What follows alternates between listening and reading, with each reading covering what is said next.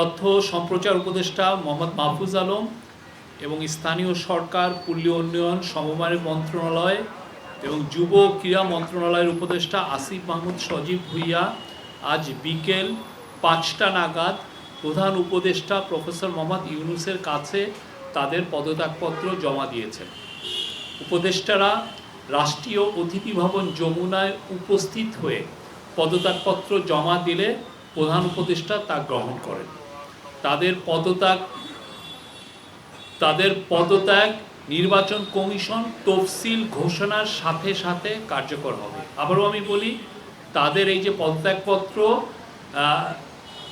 নির্বাচন কমিশন তফসিল ঘোষণার সাথে সাথে, যে ফেব্রুয়ারিতে যে নির্বাচন হচ্ছে সেই নির্বাচনের তফসিল ঘোষণার সাথে সাথে কার্যকর হবে।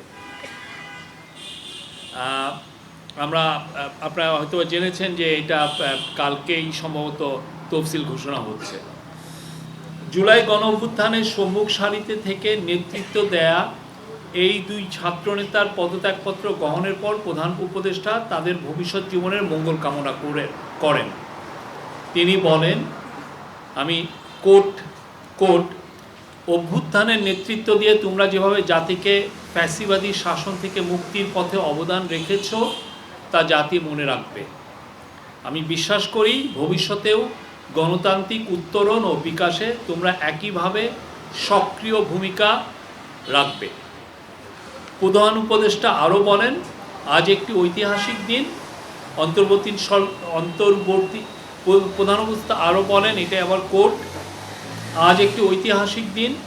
অন্তর্বর্তীকালীন সরকার সবসময় তোমাদের অবদান স্মরণ করবে।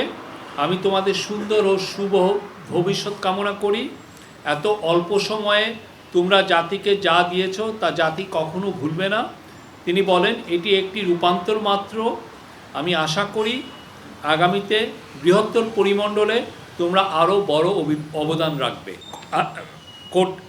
আবার নিজেদের কর্মের মাধ্যমে দেশের মঙ্গলে নিয়োজিত থাকার আহ্বান জানিয়ে দুই ছাত্রনেতার উদ্দেশ্যে প্রধান উপদেষ্টা আরও বলেন, সরকারে থেকে যে অভিজ্ঞতা তোমরা অর্জন করেছ তা ভবিষ্যৎ জীবনে অবশ্যই কাজে লাগাতে হবে। Thank you. এই ছিল।